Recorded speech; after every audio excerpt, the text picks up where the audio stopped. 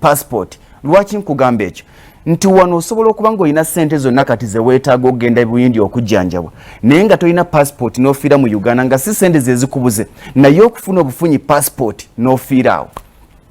bino byandowoozesezza ebintu bingi nenga nti oba ababaka bano betulonda be batamanyi bantu be balina kukiikirira abajja nga batwesomerako nti ze nasomera mu America nga tamanyi muntu wa wansi gwakiikirira yaani ne bamulonda nga akiikirira waffe Lwengo Busubi kyamaganda naye nga asula muyenga nga tamanyi bizibu bya muntu we Lwengo byasula byabeeramu nyina abantu benjagala okwenyumiriza be bantu ba Kawempe North omu ku basajja b'empe ekitiibwa nakibagamba Muhammad Ssegirinya eddoboozi ly'ekyebantu oyo omuvubuka gwola nja muyita muvubuka Muhammad Ssegirinya is a true testimony in Uganda's politics. Muhammad Ssegirinya yakulaga nti buli kintu kisoboka ba intellectuals betwalondo gena mu parliament batuongeza passport jijja kwana kujiza ku kakadde kamu n'ekitundu ono yasobola okutegeera nti oweekawo empeta sobola kusasula za OTT oyo gwolaba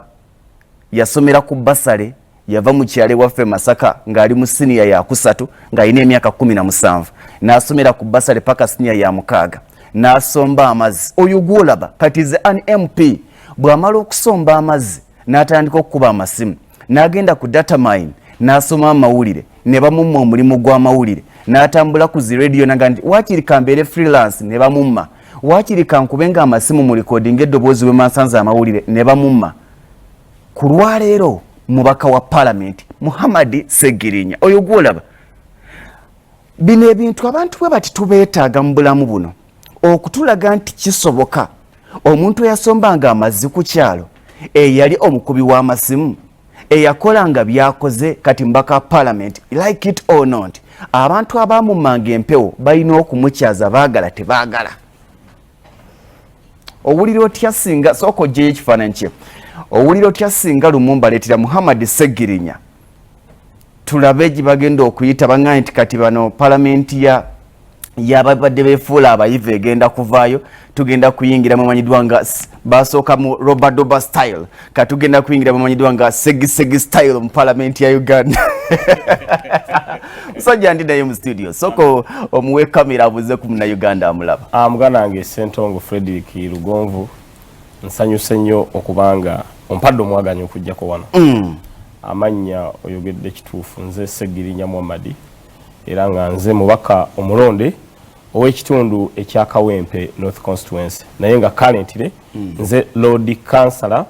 akiikirira Kawempe North ku lukiiko olukulembera ekibuga Kampala. Lwaki ndi musanyufu nnyo nti onkyaziza wano muganda wange Lugonvu nti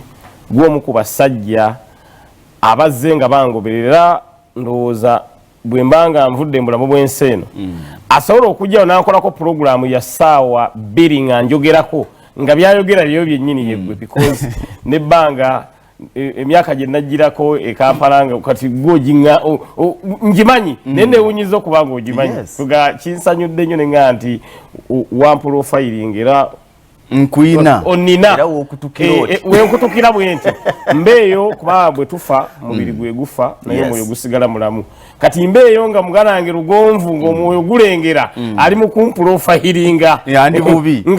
ondi bubi ng'omwoyo gulengera byonna olwekyo ssebo nkikwebazaamu ekyo ate weebale nnyo ne okubeera ng'oweereza obwakabaka bwa Buganda si kintu kyakusaaga omuntu okubeera nga ali wano aweereza obwakabaka bwa Buganda tafaalidde nnyo y'obotadde ku nsi eno weewaawo Muhammad Ssegirinya honorable nja kati wafuuse honorable in fact mu bantu kino oyinza okuba nga obadde tukimanyi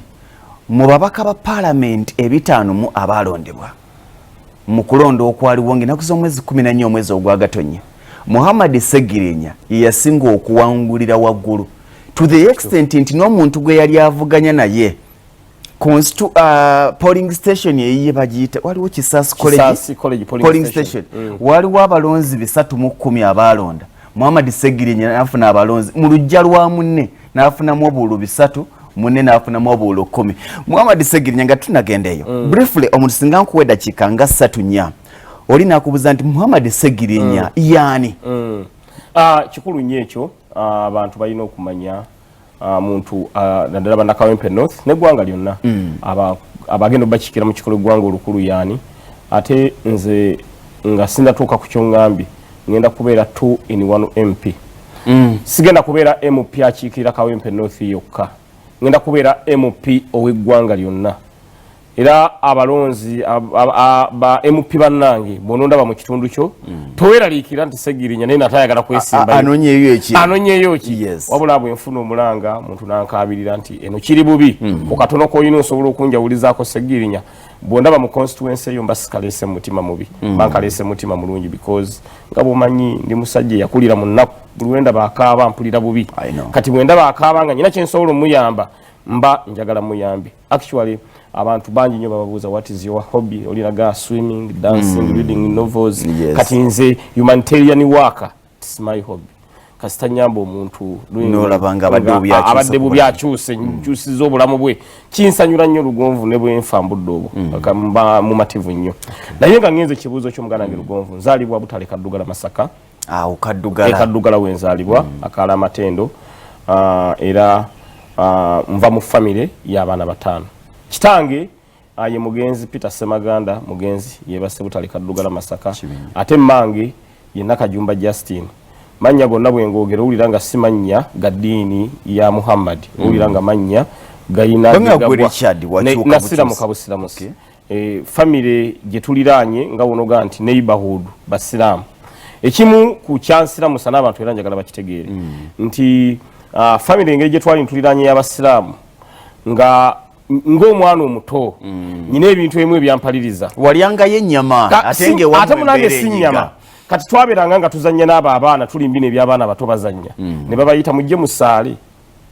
kati nze nensigala awo nga nyina okulinda abagenzi okusaala bakole ki badde kati nga lwaki nze era nze nsigadde kati nensigala awo nga nsingo njikotesebwe nti ekyo nekinsika neŋŋamba lwaki bwe bayita nange sigenderako kakati nange bwe bayitanga nange neŋŋenderako nga ndabira ku bannange kakati ekyo nenkyagala nnyo ekirala abasiraamu baire neeyisa gye beeyisaamu mu kisiibo muganange Lugonvu era ndooza naawe bwe tunaba tuvudde mu show wano nja kukubuulira omuntu bwe yeeyisa mu kisiibo nyinza okuva wano nga naawe maze okutoza shahada nga nti Ssegirinya nonyeza yaawe erinnya nenkuwoba Yusufu oba nenkuwa Muhammad yange yennyini naawe bayisiba naawe nenva wano nga emikolo giwedde mu kisiibo omuntu nga yasiibye oyinza n'omukuba olwino otambula n'ogenda noga nti omusajja atanziriza wankula ki naye ekyo eddiini kye beemulagira nti omuntu bwakukola obubi mukole bulungi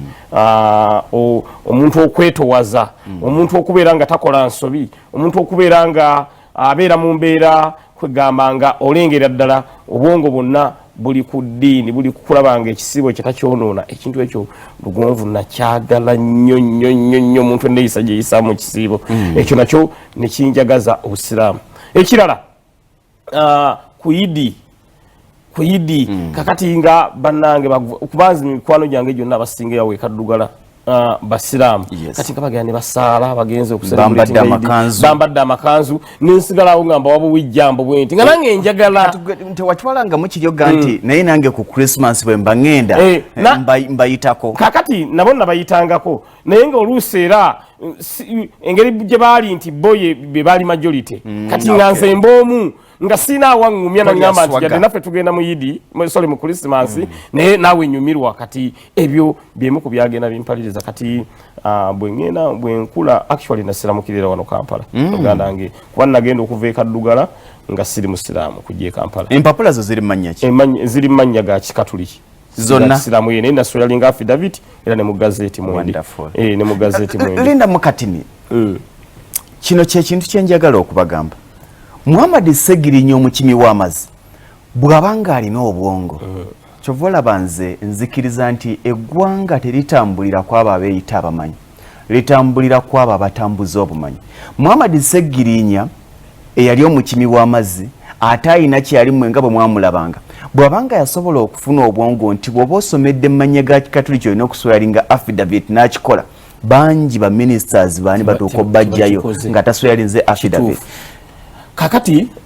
akantu ako kalungi nnyo era programu gino kye tuziyambako okuyiga nti osweyalinga affidavit osweyalinga affidavit kitegeeza oba ovudde mannya amalala nodda mannya amalala ate kati batukola bulungi balita ne gazeti nti ogenda ya government naye kati bagirinyisa eri mitwalo 3 okussamu erinnya 3 gye nasasula ogenda mu National Gazette erinnya ne baliteekamu ate muno bwe bampa gazeti mune neewuunya nnyo mugalange Lugonvu nabikula nti ng'abantu bangi nnyo nabweyongerako ennyukuta emu ku linnya lyo oba olina social affidavit because oba olina ennyukuta gy'oyongeddeko nabikula nti nendaba abantu ninga mbadde manyi ndi nzekka ne bano bonna ab'amaanyi abanene ab'amaanyi nga buli omu yagenza agattako erinnya oba babakyusa mulundi gwe gumu noono mukwano gwange tibuhabulwa ate gazeti gye nali mu ssimu yali oba tewamulaba bulabi nanoonya nti nandimulabye tabula namunoonya nti tabula nagenda okukebera bwe nti nga mwendi naye nga abalala bannange mwe bali n'olwekyo nzaalibwa mu famire y'abaana 5 primary 1 paka primary 7 nasomera Kaddugala primary school era we nakolera PLE Kaddugala omuganda wange naye nga bwe nali mbeera ku kyalo n'okusoma kwonna nga famire yaffe ennaku nnyo muganda wange Lugonvu era okuvanga ku eka wali ebutalo genda Kaddugala ku primary nzo omu ku basajja abagendanga n'ebikajjo ng'ebikajjo ebyo mbitunda ku ssaawa 4 gye twandiyise breakfast n'embitunda ne ku lunch. Omutima ogusoma gwabeerangayo olw'ensonga engeri gye namanya nti ndikaana kambaata ate ne family gye nvaamu njavu ne muzeeyi mwavu nga ekitutaasa okusoma kubaako kye tutunda ne kivaamu fees. That's why okuva ebutali okutuuka Kaddugala waliwo ndowooza mayiro 2 naye nga nzijambi etisse ku mutwe mayiro 2 nga ndi mu kagere sina ngatto because somero twasomeramu nga nja kutuukira kule wali nagenderako mu ngatto nga tugenda okukola PLE abaana ne bansekera olinganze ebusubi kya maganda gye nasominga ayambale engatto yabeera fala era olumu bangi yaawo ne bangi era bangi obadde ki wawadde kati nga bo balabanga nze yalwadde nange engatto nga nange zinfuukidde ekizibu bazaalidde alooni zino ez'okyo akanasu akemabega wano ne kannasu nenzijjamu nenzitukweka mu kawuukiwuuki nazijjawo lwagguloo nga ngenda kati nga okufiiringa mu banno n'okubeera comfortable mu banno ng'olina kubeera mbigere so guteebereza omuntu atambula mayiro 2 nga yeetisse ebikajjo mbireete Kaddugala nga nyuma bitunda ku breakfast embitunda ne ku lunch era nga bwe bakuba akade ndowooza nga mbasooka ofuluma mbanze nsobole okugenda nteeka ebikajjo wali ku muti gwaffene mu lugyawo nsobole okuguza abaana naye nafuna challenge muganange Lugonvu nga ntunda ebikajjo kisooka abamu bansumagizanga ne babinzijjako ne babinzibako ate nga jjukira nve waka nga muzeeyi yabibaze kubikajjo nebyo naleetanga ate nga olusi nange kennyini nga benguza atolumala ne mbagamba nti wayimenyeraako kuba muzeeyi nabange wakanga bibalidde byalinga bya muzeeyi naye nga byakumpeerera naye nga abimbalira nanga 210 ng'omala okutunda nga buli kikajjo kya nusu 10 kyalinga kya nusu ndoza 10 by then kati nga maro bitu nga nkiguza n'omwana ne mugamba menyeraako actually nkitegeera kati nti omuntu asobola okutunda ekintu naye nga ate naye muyala mu kyo nti omuntu osobola mubuuza nga bwe ngenda okutambulira nakolako mu hoteli awo kansooke nkudduseeko mu katono wano ku Malizi restaurant ku Room Street kati ng'oyinza ogenda omuntu n'akubuuza njagala mmere naye nva ki ezaawuumi naye nga gwabuuza sinnazirya nako nakati nga gwabuuza nga nange nyina gambolinga bugambolinza olwokuba oli njagala mmuguze kati ne mugamba enjagala nayo ndabyenga ennungi n'enkoko eno erabise bulungi kati nga nyina mubuulira ndabika yaayo obala sirina mubuulira tesiti yaayo tewoomye naye erabise bulungi kuba sinnagiryako kati nkitegeera mu maaso eno nti omuntu asobola okutunda ekintu naye ng'ate muyala mu kyo kati abaana abo be naguzanga ng'ate oluusi mbasabako kati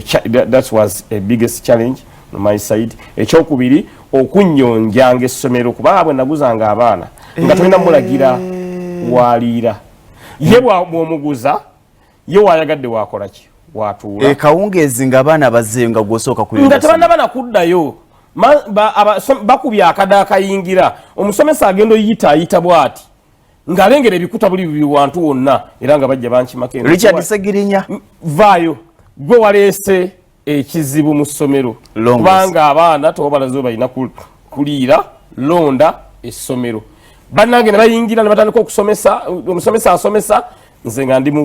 mu kulondalonda bikuta byaki bya bikajjo kati bwe mala bilondalonda omusomesa naga now you can go kati ndyoka ngenda mu kirasi kati omusomesa takuddira mujjukira ssomero Kaddugala it's a UP school musomesa wabanga yatambudde ne bwe musanga amaliza taddamu because sifotiye ate ekirala nga bamanya amasomero ga UPR somesa wano alina okudduka agende essomero eddala asobole okugattiriza obusente kyova olaba muganda wange bwe manyigidde parliament y'eggwanga Uganda ngenda kulwanira nnyo abasomesa n'abasawo njagala nnyo n'omusaala gwange bagukendeezeko nga memba wa parliament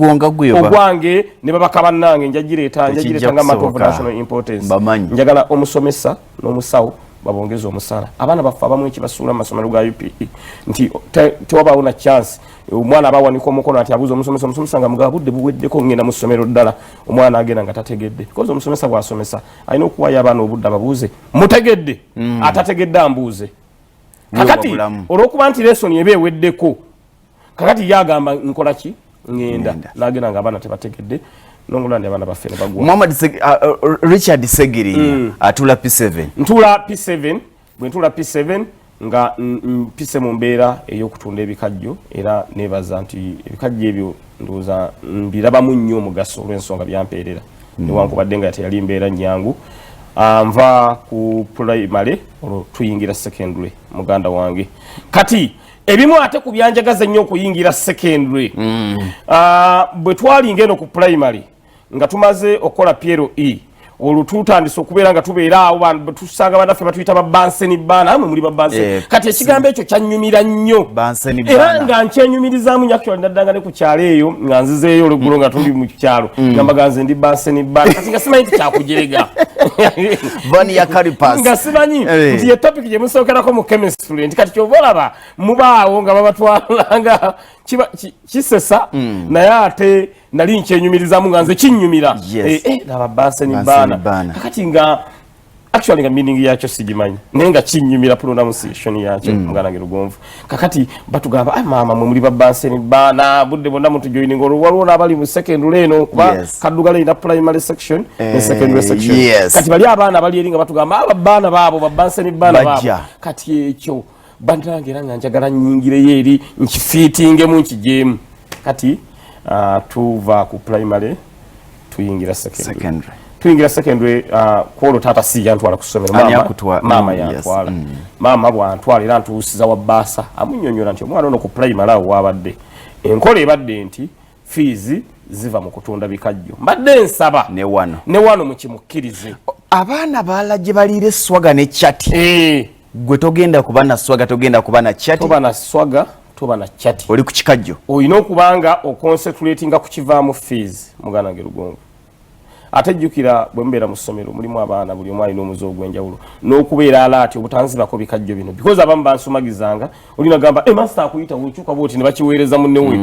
ogenda bwoti ebadde 8 wasigadde mukaaga naye nga tomanyi n'ekikajjo kikuvuddeko kitya just kukyusa liisa linda mukati kampandiike wano omanyi okusoma Oluganda manyi oddusoma waliwo ekigambo kino bakisoma batya kisoboka omanyi okusoma Oluzungu manyi oddusoma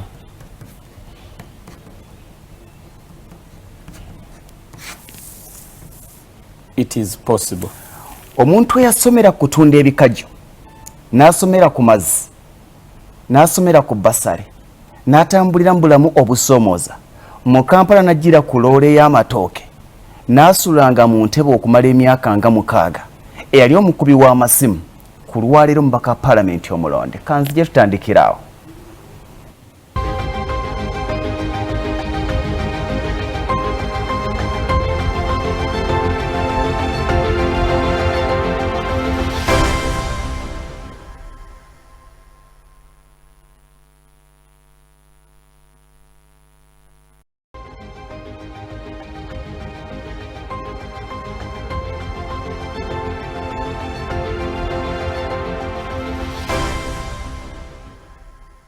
kyalina omubaka ow'abantu Honorable Muhammad Ssegirinya mbaka omulondo wa Kawempe North mu Parliament y'eggwanga y'omu ku babaka abalondeddwa ne bawangulira guno mu kulonda okwabaddewo nga 14 omwezi ogwa Gatonnya omwaka guno 2021 banaffe aba Africa otugamba nti gwe nabo banga weetaaga empuliziganya ey'omulembe oyagala kuba amasimu munda mu ggwanga erya Uganda ne wabweru wa Uganda wekwate AfriCell tewunjawunja network yaabwe nnungi teriteekako jamming nti ate kinedda wokozesa AfriCell bigenda kubanga bikwanguyira ate ne bwanga okuba mawanga ageebweru wali abantu baffe ng'okozesa AfriCell omanya nti bigenda kutambula bulungi mwabakozesa data MBs bokozesa wa AfriCell speedi yaabwe ya internet eri waggulu nnyo ate nga basala sente ntono okubanga bakuwa MBs ennyingi tezimala gaggwako balina eza daily eza weekly n'eza monthly singa ekwata AfriCell manya nti bigenda kutambula bulungi ennaku z'omwezi 6 omwezi guno gwennyini olw'omukago olwa weekend tugenda kubeera ku St Mary's Stadium wali ekitende nga buddu ngaffe gye tusibuke buddu tumega gomba mu mpaka z'akamalirizo ez'emipiira gy'amasaza ga Buganda omutanda Ssebuufu bwange omuzukulu wa Muteesa Mwanga nekyo yasiimye agenda kubeerawo kubanga aziggalawo empaka ezo nga buddu ettunka ne Gomba wali ku St Mary's Stadium ekitende tugenda kubanga tubikulaga bena ku BBS Telefina eyaffe kubanga ffe tukuwa obutakujuza omukolo gufa nteekateeka naye teguddibwamu banafa ba vibes ceremonial events bw'obanga oyina mukolo oyina mbaga oyina kwanjula kukyala oba any function wekwate vibes ceremonial events bakola enteekateeka ennungi balina tents balina obutebe public address system balina aboogezi b'oku mikolo abalungi bakuteekerateekera omukolo guno otuuka ku mbaga noga nti yeena embaga eyange ddala nga y'embaga eyo bannaffe aba vibes ceremonial events ogenda basanga Kwam Towers e Makerere level ya kusatu opposite Makerere University main gate oba okubakubira ku simu okumanya ebisingawo ya 0753 9856 0753 9856 bagenda na kuyambako okuteekerateekera omukolo gwo banga olina kyeweebuuza wano ne wali ngenze ntya mu bakadde nkoze ntya embaga ngiteeseteese ntya weekwate vibes ceremonial events Ssentongo Frederick Lugonvu gemanya gange nva busubi kyamaganda disitulikiti y'e Lwengo essaza ly'e Buddu ndini Muhammad Ssegirinya munnabuddu munnange yewe Masaka nze ndi w'e Lwengo twagenza okumaliriza tugenda tambula ebibuuzo bingi abantu nyongedde okulaba nti bakwagala bw'otunulira social media eri waggulu buli omu abuuza kino abuuza kiri bagamba our man kituufu ova mu siniya tutandikirawo siniya eyokusatu nkuleese nga tuyingidde secondary maama student antutte wa baasa by then baasa wekadugala bamuyita Mr. Lubowa era Mr. Lubowa gyoli yonna mukama wange nkwagala nnyo kubanga request mama gye yakola eri Mr. Lubowa nali manyi agenda gigaana naye nasanyuka nnyo ti Mr. Lubowa yagikkiriza namugamba nti omwana ono mbadde njagala abenga asoma ate nga bw'atunda ebikajjo era ne wali ku primary bwe kibadde Mr. Lubowa n'agamba nti nakkiriza nagaa tewali mutawaana bwakkiriza kitegeeza n'entandika kyekimu ebyakyukamu nti wano mu secondary nga nyina okubeera nga nsomera mu ngatto si bye biri ebya primary ebyo batuyera nga engatto ndowooza bye byakyuka naye bisigadde era ebyokujja n'ebikajjo okukola kibyonna byasigala bye bimu era nemba nga ntunda ebikajjo awo bwensoma ntunda ebikajjo awo bwensoma naye ate era enkola eya primary yaddamu nejja ku secondary eriwa eyokubeeranga nga bannyonjesa because olaba primary bannemanga okumanaging kati ate aba secondary nga tosobola mulagira nti nkuguziza neeriira wano tosobola ye bwagula wayagala watuula kati obuvunanyizibwa nga buli gyendi kakati ngera bandagira nti yonja essomero nendiyonja ngeri bannange webasoma nensoma kuva senior 1 senior 3 mu mbeera bwetyo etali nyangu nyingira senior 3 twafuna obuzibu mu kibadde kivaamu school fees bannange Lugonvu ebyali ebikajjo olw'ensonga enkuba ebikajjo ebyo byonoona nnyo ate n'enkima kati ntujja tubugwira ekizibu ky'enkuba n'enkima zijja ziri ebikajjo byonna ne zibimalawo kati netuuka ekiseera nga kyentunda ku ssomero si kyakirina muzeeyi nga ngamba nti omanyi okusoma oyagala naye kiringa ekiganyi ebikajjo was the only source of income esobosa Richard Ssegirinya okubeerawo ne famire nga mwe muva ekyokulya mwe muva ekyokunywa ate n'okubeera nga muvaamu school fees of which nga nze kasi nze nsoma naye nga nyinako ne bannanga abalala abasomera ku bikajjo ebyo kati embeera ejja etabuka ebikajjo source of income eya family evaawo bikajjo tewali kirala muganda wange Lugonvu ndowooza nga kitulinga kitusigazze waka ndowooza waliwo akabuzi waliwo n'obukokokoko awo ne bw'obutunda buyinza buyinza okuweererayo nze naye ate bannange ate nga naffe era kyekiringa ekyobugagga ekiri ewaka mbuzi nankoko muganange Lugonvu. Kakati muzeeyi yaŋŋamba nti omanye ekiriwo fiizi nga bwe ziganye mbadde njagala ogende mu nnyendo okanike. Waliyo omwami nga bamuyita Aji Katongole Allah musaasire yafa yabeera kaddugala nti agenda kwogera naye anjigirize mu nnyendo okukanika. Kati muganange Lugonvu nga mbulamu bwange simanyi okukanika mulimo mulungi nenze nga njagala kusoma mmale catalyst ngenda okuyingira okukanika nga mmaze senior 6 kubanga jukira nga nnyina omukwano gwenzimbye mu ssomero manyi ekisomesa omwana n'alemerako n'ayagala okusoma ate bisobola either mulemesa oba omwagazisa okusoma biba bibiri ekisooka emikwano gino egy'essomero famire eyo gy'ofunye esobola okwagazisa okusoma nga buli budde oba oyagala kubeera ku ssomero nga kyobalaba musobola ffe abaana saali wa kiso nali nga nvadde naye twabeeranga ewaka oluusi ne watubowa kati noga nti kangendeko ku ssomero olw'omukaaga n'olw'essande ndi ku lwamukaaga n'olw'essande lwe mutaasomanga noga kangendeko ku ssomero ng'ekikutwala bali banna ab'ekisulo ati si oleme kubeera nga gundi eyo gitta enkwatagana eyo kwegamba nga olaba owuubadde naye nga bwogenda ku ssomero kati ennaku eyabeeranga ewaka ey'okwefumitiriza tunaalya ki tunanywaki ng'ogenda n'ogimalira mu banne yandeetera okwagala ng'okuba ku ssomero ba ku ssomero kaddugala walingawo abaana nga abamu bava eno Kampala baana babagagga kati nga baleeta ebyokulya babeera ne bisplash babeera ne waliwo ekyokunywa bakitanga sunship nga ebyokunywa ebyo kati nga bwe ŋŋendayo n'entaayiza eyo oba oliawo oli olunywako nagwe wayinawo esikako wano kakati wabisobolanga nze meroni nziyigidde Kampala nabisobolanga munnange nze kasa kibanga kiwoomerera kati nga nyina bwe nfiiringa proud nenga nti kati nga n'okusoma kaveeraako omugaati manufactured nalukolongo biki kati nga nnyumirwa nnyo nenga nti omugaati ogwava e Kampala kakati nze ndi mu ggulya Ssegirinya kati ng'ekyo kyokka muganange Lugonvu nfiiringa proud kati nkulaga nti baŋŋamba ŋŋene nkanike Lugonvu tereza mu mbeera eyo nga bwe njikunyumiriza muzeeyi akubawo ekyokkanika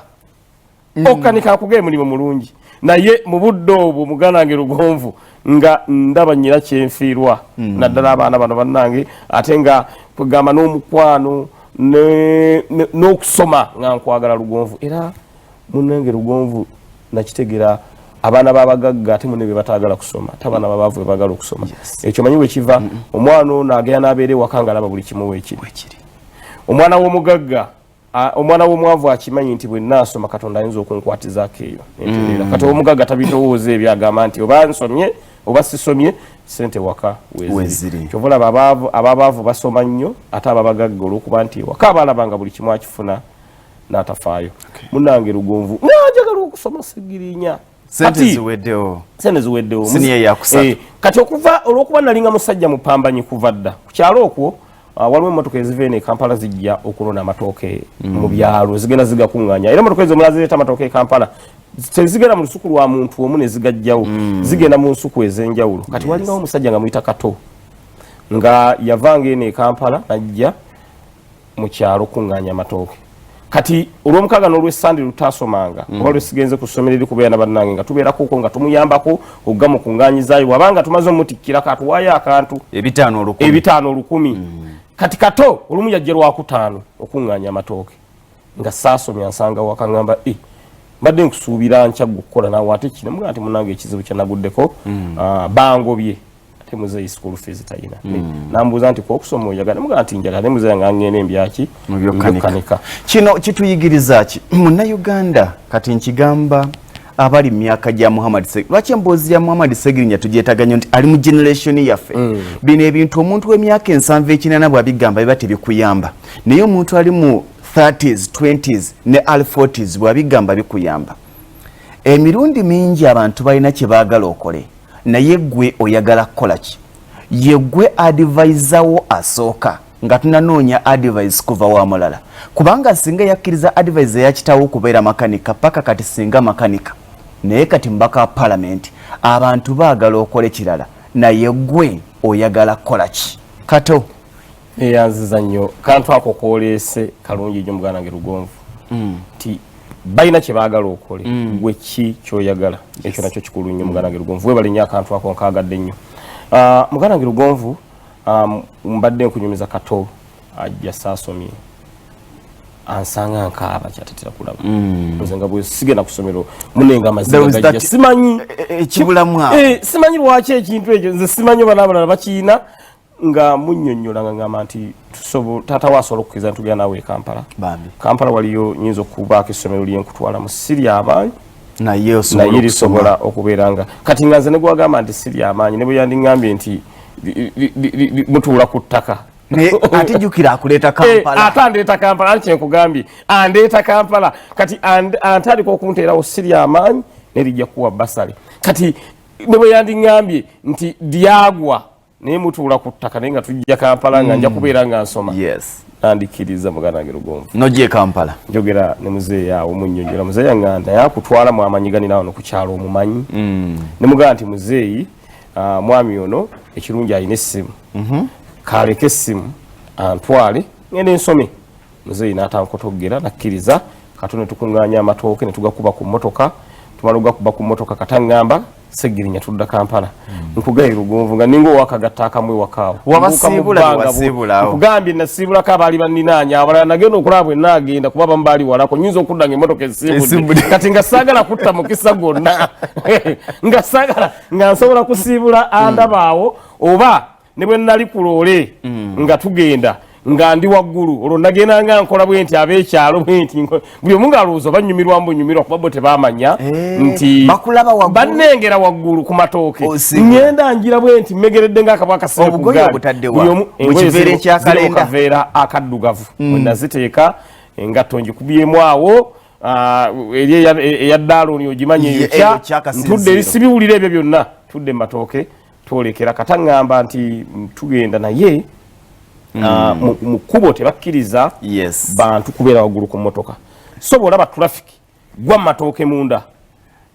kakati ng'era nze mbeera awo nga ŋŋamba kati aba traffic era bukituufu nga sibe naye yaŋŋamba bw'olaba abasirikale teyaŋŋamba traffic lwakuba kati yaŋŋamba bw'olaba abasirikale wevumbike matooke munda kubanga bajja tusumbuwa mu kkubo era Lugonvu olw'okuba nti gwe mulundi gwange gwali gusoose okulinnya emmotoka nali sikimanyi nti bwe muba mutambula bw'oyita ku muntu bw'oti si yabadduka n'emiti emmotoka gy'olimu yeebeeyise ku muntu si ye yabadduse kati nalengeranga abantu nogaa nti ono ye ng'afubutuse nnyo omuti nga muyita ku muti nakugaa nti banaye kiki kumbe gwe oguyiseeko ebyo namala kugira nti nga ngenze enseetinga nenga nti kino kyalinga bwe kiti kati munange Lugonvu nga tuyita kubalenga nti musajja tagwa kalina dakiika 3 tuvuge otuse Kampala mu dakiika 3 zenkuwa osomeremu erevo kakati paka tuyingira Kampala muganda wange Lugonvu twasula Kafumbe mu Kasaawo matooke kiro motoka musulako bagatikula ku masya musulako ku kkubo nga mujja kuba zijja mpola zijja zikyamuka bapikamu mbwe bayiwamu amazzi biki twasula Kafumbe mu Kasa ku makyenkya nga kato antwali uwe ebwayise gye yali akola ki yasula funa challenge ekiro katonga ntutte kuba yali n'okuntwala ebwayise ate tusuleyo then agenda antwale kuki ku ssomero ekyebande wali essomero libayita Pimbasi Senior Secondary School gye nakolera O level ne A level likyaliwo nakati era bannenyumirizaamu nnyo actually tugenda kubaayo n'edduwa era abasomesa bonna nabayise n'aba ogizi ne ba obizi babeewo era muganda wange Lugonvu nja kuyita obeewo baluwa nja gireeta mbutongole obeewo olabe essomero erya mentalinga essomero eryantuusa wano essomero eryampa basale nemba nga nsobola okubeera omubaka wa paliamenti kakati tusule wakato ekiro nze natuukira mbizibu enkuba etonnye bwayise kate ennyumba gye yali asulamu enkuba bwetonnya katimba nebase nengere wantu wajojoba tenenga nti nga ngenda kuswala nafuse kukulisa Ssegirinya nga ngenda kuswala njira nti ntetenkanya nti kumbe enkuba Kampala eno bwetonyawe bwayisa amazzi agayingira tegava bweru gava eno wansi mu ttaka amazzi ago gasima ensula ezaago kati ze nali mmanyi nti nafuse ku buliri muganda wange olunaku olusookera ddala nga ndi ku bugenyi ngira nti negira nti nino kulya ng'enkuba ebweru etonnya kati nze okusa mwami kato muga nti nga nti eno bwe wati wabeera ffe twabimanyira kuba yali kubulira ate nga nze ndi wansi banja lidde omufaliso kakati munnange ntandikira mu mbeera bwete nga nti akati ekiriwo omufaliso gusitule bwe nsitula omufaliso tufune gutugutindira waggulu nga tandika sena mazzi nga bwe tugafumira nga nti eno bwe wabeera oyingidde Kampala olwo nyingidde Kampala nga nti kati olwo oyingidde eno bwe wabeera ate kati mu matono na gano kati ntegedde ekyatuzanga Muhammad Ssegirinya mu myala gy'ebwayise kituufu era ekyatuzanga myala n'okulwanirira abantu ku myala y'embeera gye natuukiramu nga nakayingira Kampala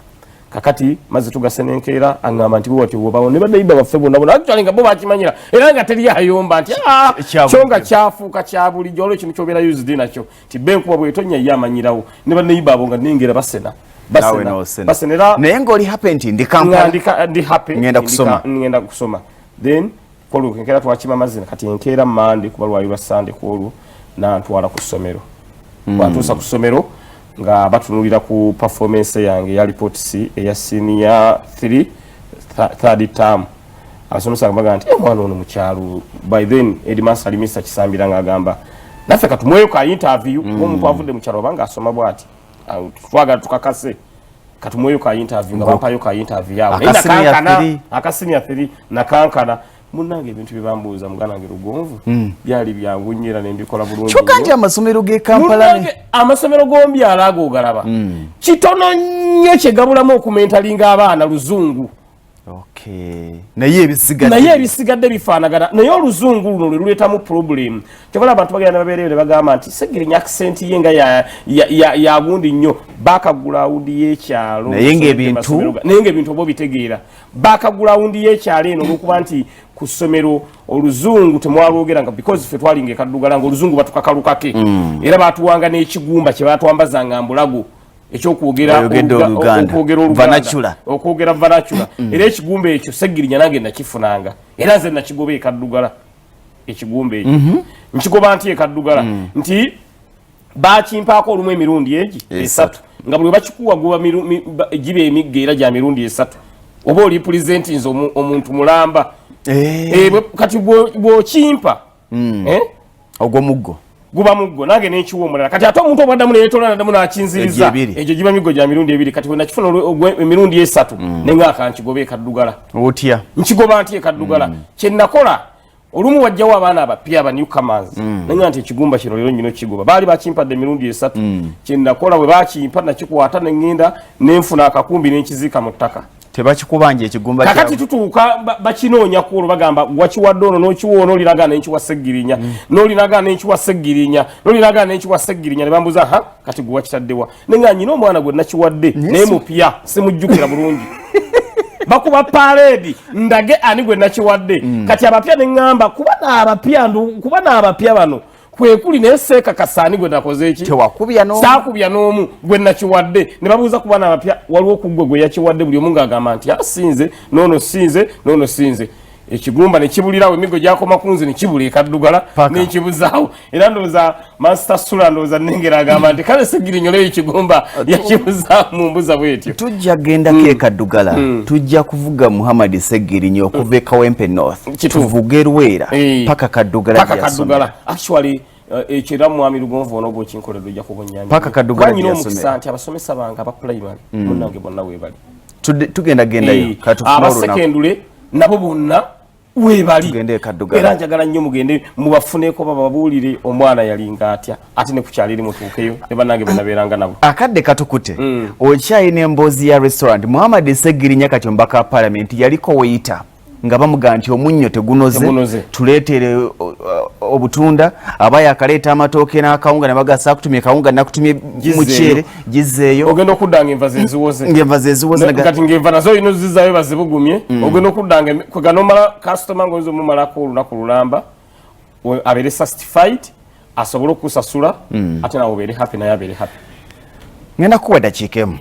nkimanyi ojja gikozesa eddakiika emu bw'otuuka mu palamenti ya Uganda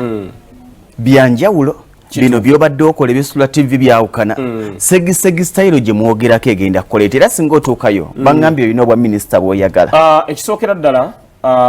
mu palamenti y'eggwanga Uganda bwe ntuukayo waliwo kyenatumye 100 days of Ssegirinya Muhammad mu ennaku 10 ezigenda okusooka the first 100 days biki bye ŋŋenda okukoleramu ekisooka